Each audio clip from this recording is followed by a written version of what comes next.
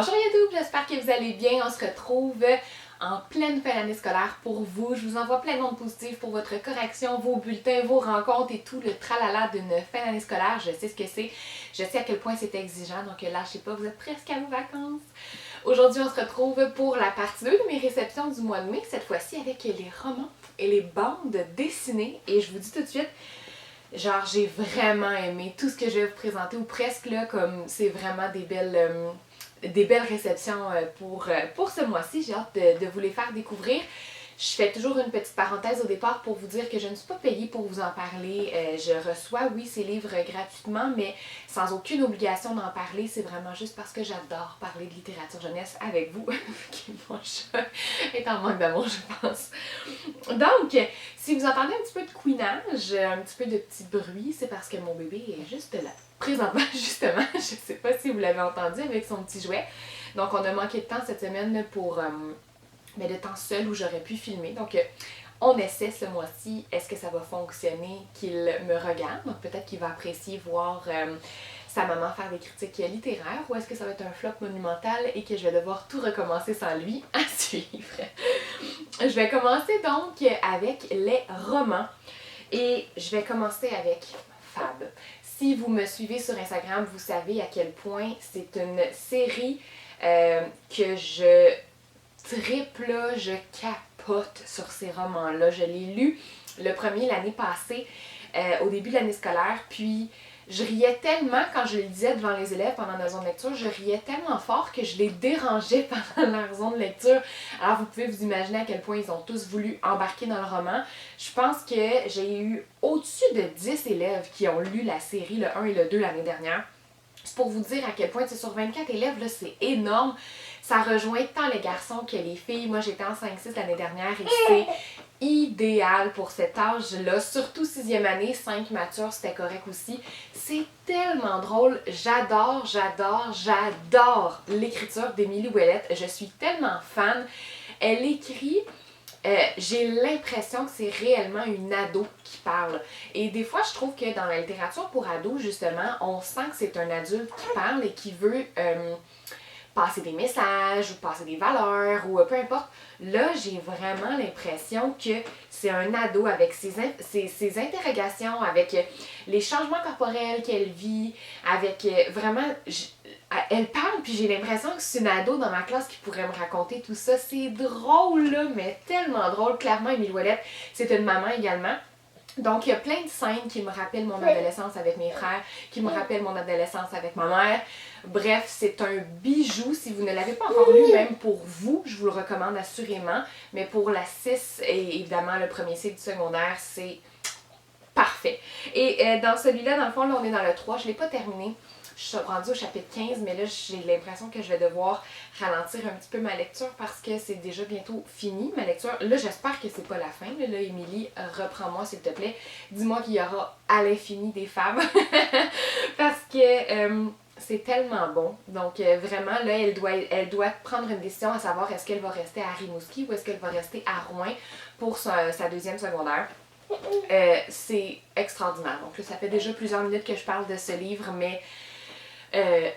il faut que vous le lisiez. Il le faut dans toutes les classes de 6e année et de première secondaire, à mon avis.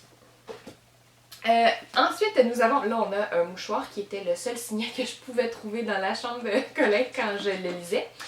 On a ici Cassandra, sorcière malgré moi, chez Ozo Québec. Et Ozo Québec ont commencé, je pense que c'est quand même plutôt récent, là, leur publication de romans. C'est surtout pour le deuxième cycle, j'ai envie de dire, parce que, là je t'ai rendue à la page 147. Parce que, tu sais, je vais vous montrer de l'intérieur, ça rappelle plus les intérêts et la capacité de lecture, si je peux dire, là, du deuxième cycle. Même si, dans ce cas-ci, Cassandra, elle est en 6e année, je pense que je le lirai quand même. J'ai des élèves de 5e en début d'année scolaire qui vont assurément s'y plaire dans ce livre. Mais en 4e année, je pense que c'est vraiment le public parfait pour ce roman. C'est quand même un gros roman, même si c'est écrit gros, c'est quand même un gros roman. On vient parler de magie. Cassandra, dans le fond, elle est dans une famille un petit peu particulière. Elle vit avec sa grand-mère, sa mère et sa tante. Et elle déménage tout le temps. Puis là, elle va apprendre qu'elle fait partie d'une famille de sorcières. Alors, je suis rendue là, elle vient de l'apprendre, donc à la page, comme je vous dis, le 145 environ. Elle vient de l'apprendre. On apprend aussi qu'il y a quelque chose qui se passe entre sa tante et sa nouvelle enseignante. Quelque chose de, comme clairement il y a un conflit pas réglé entre les deux. Donc c'est très bon jusqu'à date. C'est écrit par Julie Couture qui je pense est l'autrice de l'Académie des étoiles, si je ne me trompe pas, qui est une série que j'avais beaucoup aimée aussi pour mes 5e années l'année dernière, oui non c'était il y a 2 ans. Donc bref, un beau roman à ajouter dans sa bibliothèque de classe au 2e et même au début du 3e cycle.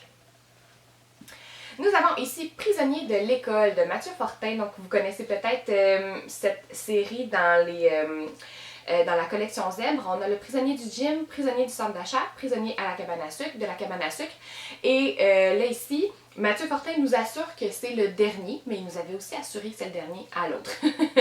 Donc à suivre si ce sera réellement le dernier, mais c'est pour moi, je pense, un roman qui serait idéal à lire comme là. En ce moment, vous pourriez faire une super lecture feuilleton avec vos élèves pour les 2 dernières semaines parce que Elliot, dans le fond, il va célébrer sa dernière journée d'école et l'entité, l'être qui le hante depuis 3 livres. On n'a pas besoin d'avoir lu les autres, là, je fais une parenthèse, là, mais pour comprendre et apprécier cette histoire. Mais donc, cette entité-là va, encore une fois, le mettre à l'épreuve et s'il ne réussit pas à résoudre toutes les énigmes sur son chemin, eh bien, il devra, il périra aussi clairement que ça. Donc, on est un peu dans un escape room, mais version enfant. Donc, c'est surtout des énigmes. Il n'y a rien comme de dégueulasse là, qui se passe. C'est vraiment bon, un bon suspense. L'intérieur, on est quand même avec de l'écriture qui est plutôt petite, mais on a des petits... parfois, là, on a des ajouts avec soit des caractères spéciaux, soit comme là, dans ce cas-ci, c'était des petites BD. On a parfois là, des mots qui sont plus... voyons, je perds mes mots. Qui sont plus à la vue, disons, comme ça. Un ballon, ils sont sûrement dans le gym. Donc, vous voyez le genre. Vraiment, clairement, je vais en faire la lecture feuilleton à la fin de l'année avec mes élèves l'année prochaine. Nous avons également une nouvelle branche de la maison d'édition Dominique et compagnie qui est Enquête, comme être en quête, qui a donc pour le thème les enquêtes. Et ici, c'est le premier roman de mon amie Shanna, donc Le Club des Curieux et le Grimoire du Pirate. Shanna, je suis super fière de toi et contente pour toi. Félicitations pour ton premier roman. Et pour tous les profs, je dirais fin du 2e cycle, début du 3e cycle. C'est un super bon roman à ajouter soit dans sa bibliothèque de classe, dans son bac sur les enquêtes, ou soit faire une lecture feuilleton avec vos élèves, soit faire une lecture interactive parce que c'est tout court, c'est bien intéressant, les personnages sont attachants, les personnages sont diversifiés et c'est une belle enquête qui n'est pas sur un crime redoutable, là, que je peux dire. Donc, ça s'adresse clairement pour les plus petits. Ça fait pas peur, là, du tout. Des fois, il y a des maisons d'édition qui mêlent enquête et horreur. Ça peut plaire à certains élèves. Mais dans ce cas-ci, on est vraiment juste dans une enquête avec une enseignante qui lit des merveilleuses histoires et qui leur a promis de lire le prochain livre qui est sûrement sur le thème des pirates. Mais au retour de la récréation, il réalise qu'il a disparu. Alors, Victoria, son ami, comment il s'appelle, non, Ahmad et Teja vont partir faire une enquête. Toute la classe, en fait, vont faire une enquête, mais c'est surtout donc Ahmad et Victoria qui vont essayer de trouver qui est le coupable. On a un beau vocabulaire d'enquête, on pourrait faire vraiment un beau thème sur l'enquête là, avec ce roman-là. Donc, félicitations encore une fois, Shanna! Pour les bandes dessinées, j'ai 2... En fait, je savais même pas que Ozu faisait des bandes dessinées, je pense. Je pense que c'est les premières que je lis de cette maison d'édition. Je vais commencer avec celui-là parce que je l'ai vraiment aimé. Donc, on a ici La Bulle. Bienvenue sur Adénaum. La Bulle, c'est une dystopie. J'adore le genre dystopique. Je trouve qu'au primaire, on n'en a pas tellement, surtout pas en forme de bande dessinée. Donc, je trouve que c'est vraiment intéressant dans ce cas-ci. J'aime particulièrement aussi le fait que le personnage féminin que le personnage principal soit féminin avec les cheveux courts. On n'en voit pas beaucoup. Et ça, c'est Annabelle de Les Petits Maudits qui l'a fait remarquer en story. Puis, j'appuie son point. Là, donc, on en a vraiment pas beaucoup dans la littérature jeunesse. C'est intéressant pour ça.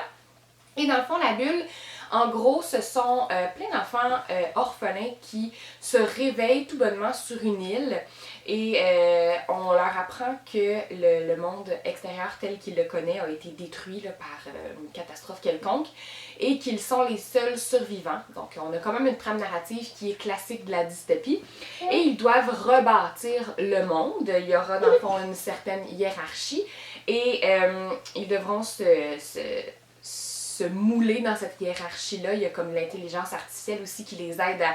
Parce que ce sont quand même tous des enfants. Donc, il y a quand même de l'intelligence artificielle qui les aide à survivre. Et nous, on les suit pendant leur première année et jusqu'à ce qu'il y ait comme un petit clan de rébellion, parce qu'évidemment, c'est une dystopie, il faut quand même qu'on se rébelle contre le système, donc qui est en train de se tramer. Ici, c'est le tome 1 et je vous dirai pas comment ça se termine, mais assurément, il y en aura d'autres. Donc, bien hâte de lire la suite. J'ai vraiment beaucoup apprécié ma lecture. Ça ici, ça m'a vraiment surprise. L'agence Pendergast. Voyons, premier tome, Le Prince des Ténèbres. L'agence Pendergast, c'est une bande dessinée qui se déroule à New York en 1893. Donc, pour être très exact. Et je vous avoue, donc, on a comme un pickpocket qui vole quelque chose à quelqu'un. Et là, s'ensuit là comme une petite course dans les ruelles. Et au début, ça m'a pris du temps à accrocher, je vous avoue, là, parce que là, je trouvais que, je sais pas, on dirait que j'accrochais pas tellement au cadre de l'histoire. Mais, dans le fond, finalement, la personne à qui il s'est fait voler là, cette montre, le rattrape et lui dit « Écoute, t'as tellement bien fait ça que j'ai une job pour toi. Reviens me voir à telle heure, telle place si ça t'intéresse. » Et le pickpocket doit de l'argent à quelqu'un. Donc, il se dit peut-être que si ça me rapporte de l'argent, ça va pouvoir rembourser cette dette-là à ce truand-là. Donc, il s'y rend. Et là, on explique un peu ce que ce monsieur-là fait, puis c'est quoi la job en tant que tel. Et on est dans le cadre de les bateaux d'immigration qui arrivaient aux États-Unis. Donc, je trouve que ça peut être très intéressant pour la 5e année, parce qu'on en parle quand même beaucoup là, de l'immigration qui arrive, dans ce cas-ci pour nous, c'est au Canada, là, mais je trouve que c'est un bel exemple. On parle vraiment là, de la quarantaine qui se fait pour les... pour les immigrants, on parle du dépistage de maladies et tout. Mais, dans le fond, ce qu'on apprend, comme je vous dis, on apprend tout ça, puis je lisais, puis je tournais les pages, puis j'étais comme, ok, mais encore, où est-ce que ça s'en va? Ça s'en va pas tout à la direction que j'aurais pensé. Finalement, on apprend que dans les immigrants qui arrivent sur cette île, je m'en rappelle plus c'est quoi le nom de l'île, mais il y a plein de créatures surnaturelles. Et l'agence Pendergast, dans le fond, ce qu'ils doivent faire, c'est qu'ils doivent s'assurer que ces créatures-là ne sont pas méchantes puis comme restent enfermées. Donc, on a vraiment des monstres, on a des vampires, on a des loups-garous, on a plein d'affaires. Je m'attendais pas du tout à ça, puis finalement, c'est vraiment intéressant. Là. Comme on se surprend à vouloir suivre le reste pour savoir comment ça va évoluer. Il y en aura d'autres. Retrouver les héros de l'agence Pendergast en roman. Ah, je savais même pas qu'ils les avaient fait en roman aussi, c'est donc bien intéressant. Bref, là, il va devoir combattre là, comme une certaine entité. Comme je vous dis, ça a vraiment, à mon avis, là, ça a vraiment pas tant l'air de ça. Quoique, il y avait quand même une baguette magique sur le dessus que j'avais pas remarqué. La seule chose, le petit bémol que je sais pas encore comment me placer par rapport à ça, c'est qu'il y a un personnage qui s'appelle Joe l'Indien. Et je me rappelle plus c'est qui, j'ai vu quelqu'un qui a fait des stories sur Instagram sur le sujet parce qu'elle savait pas trop comment se placer par rapport à un personnage avec le mot en « i » dans le fond, là, parce que, tu sais, on le sait, nous, on veut pas prononcer ce mot-là, c'est vraiment pas le mot que les Autochtones aiment utiliser pour les représenter. Sauf que ce personnage-là, c'est un personnage qui a quand même déjà existé dans la littérature, donc c'est pour ça que j'ai décidé de pas comme complètement faire fi de la bande dessinée. Là, généralement, quand il y a quelque chose qui m'accroche comme ça, je la prends puis je la mets dans une pile puis je l'offrirai pas aux élèves si je suis pas à l'aise. Dans ce cas-ci, ben moi, ce que je vais faire personnellement, c'est que je vais biffer le mot en i parce que je voudrais pas, je voudrais pas que quelqu'un se sente, ben, se fasse blesser par ce terme-là dans ma classe.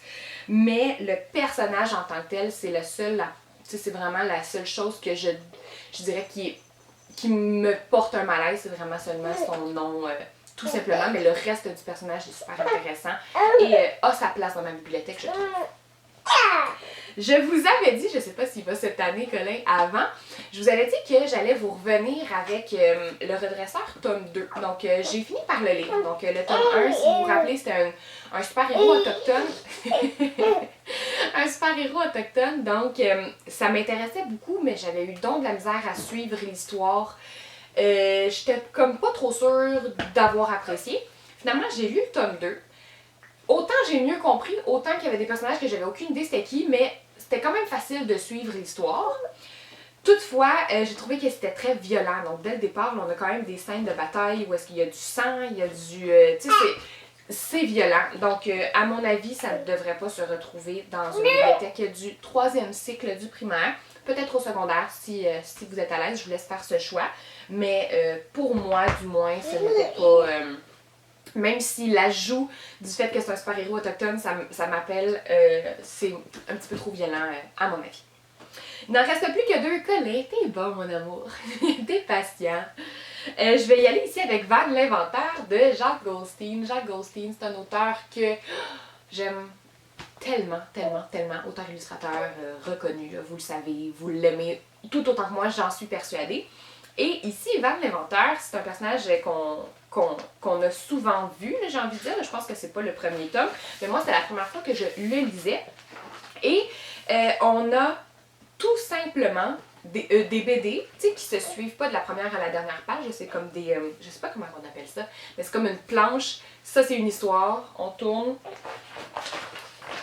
Ça, c'en est une. Ça, c'en est une. Un peu comme Garfield, là, que c'est 3 cases, que c'est... l'histoire, même si c'est toujours les mêmes personnages. Vous comprenez ce que je veux dire, j'espère? Bref, tout ça pour dire que Van l'inventeur, c'est un ingénieur, un inventeur, le nom le dit, qui va fabriquer plein de machines, d'instruments, d'outils. C'est toujours rigolo, c'est toujours farfelu. Ça part souvent d'un besoin. Et moi, je vais assurément le mettre justement où il y a Katniss pour...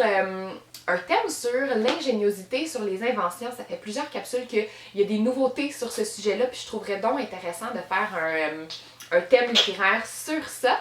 Donc, je vais l'ajouter. Une bande dessinée, c'est toujours gagnant pour nos élèves. Et dernière bande dessinée, nous avons Le Voyage de Pistil aux éditions Motus. Ici, c'est écrit par Marco Paschetta ou Paschetta. Le voyage de Pistil, c'est une petite créature qui vit dans la forêt et qui se nourrit de pommes et qui remarque tranquillement qu'il y a de moins en moins de pommes au fur des jours. Et il y a comme un petit poisson qui arrive dans la rivière et qui lui dit « Hey, j'ai envie d'aller voir la mer, est-ce que tu sais c'est où? » Puis Pistil n'a jamais même entendu parler de ça.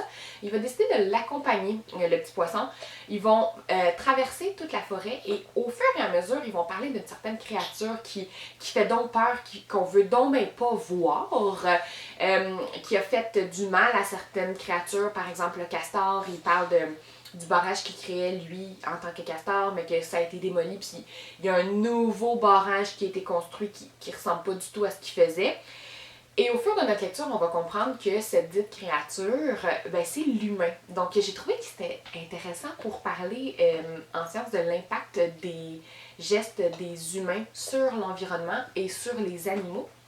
Alors, clairement, c'est une bande dessinée que je vais ajouter pour soit la journée de la Terre ou soit un thème sur l'environnement parce que je trouve que c'est un point de vue intéressant d'avoir le point de vue des animaux de la forêt desquels on abat tous les arbres puis qu'on déracine puis bon, mon bébé commence à être tanné, il a été bien patient, mais tout ça pour dire que je pense que c'est un bel ajout sur ce thème et de ne pas avoir simplement des albums ou des documentaires, d'avoir une bande dessinée sur l'environnement, ben ça fait différent et on vient toujours rechercher un autre public, donc c'est intéressant dans ce cas-ci.